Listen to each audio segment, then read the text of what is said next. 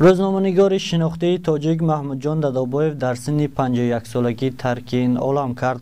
او را امروز در آرامگاه محلی زیستش با اشتراک شاگردان، همکسبان و گروه ژورنالیستان به خاک سپردند. گزارش نوبتی از فعالیت محمود جان دادابایف نقل می‌کند. ورزشی که برای تمام جهان از نام تاجیکستان معرفی کردید برای چندین نسل ها میرسد. محمود جان دادابایف مؤسس، سابق راهبر چند روزنامه و تلویزیون های مستقل، روزنامه‌نگار شناخته تاجیک روز 29 اکتبر در 51 سالگی درگذشت. طول چند سالی استاد دانشگاه دولتی خوجند بودنش شاگردان زیادی را تربیت کرده است. همچنین مؤلف و راوی چندین برنامه تلویزیونی بوده است. در تلویزیونی تنین برنامه روزنی اندیشه را تهیه می‌کرد که مخلصان خود را داشت. ژورنالیست شناخته و کارشناس ساحه واسطه‌های اخبار عامه عزتمند سلاموف در صحبت قید نمود که محمود جان دادابایف مکتب ویژه خود را داشت و سبک گفتار و نوشتجات و کاربریش تنها به خودش تعلق داشت. فعالیت محمود جان به یک تلویزیون محدود نمیشد.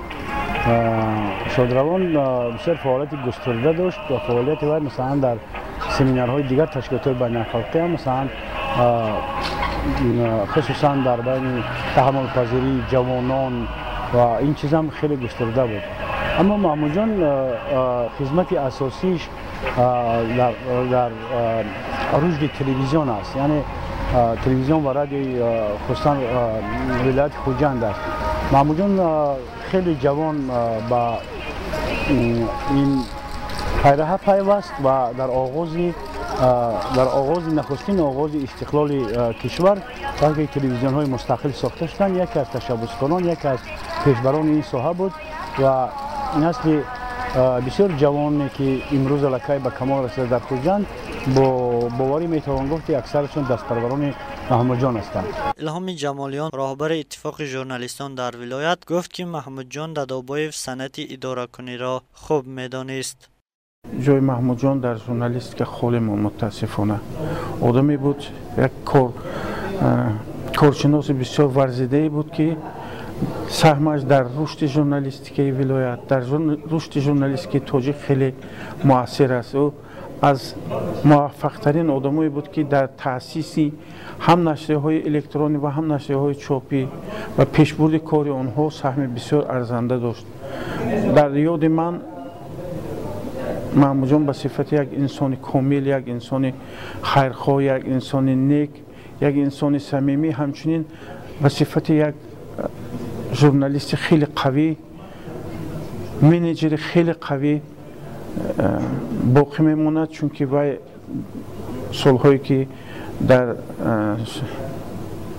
تلویزیون سیمای مستقل یکم به صفت راهبر کار میکرد، نماد بهترین منیجر در ساحه واسطه اخبار عامه الکترونی بود.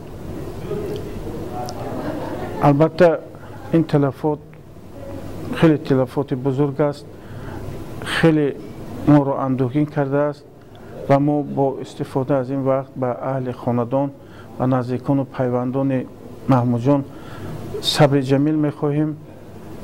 خداوند آخرتشان را آباد گرداند. راهبر تلویزیونی تنین شیر محمد شیرمتاف در این زمینه ذکر داشت که محمود جان دادابایف در رشد تلویزیون های ولایت سهم ارزنده داشت. در حق اون کس بسیار انسانی خوب بود. در حق اون کس چکی نگوییم کم است، برای اون که استاد در رشد تلویزیون در ولایت سوخت سهمی کمان گذاشتم، چی در سیمای یکم چی در جهان آرا. اگر سخن درباره تنین رود، از روزهای اول در نزد من بودم و البته چی کارهایی که انجام میدادیم با مصلحت آن کس بود. خدا جایشان را جنت کند و از ما فقط دعا است. از دوستان خواهش میکنیم که نسبت استاد دعا کنند، جایشان جنت شود. به نزدیکانشان همدردی بیان میکنم. خداوند صبر جمیل عطا فرماید.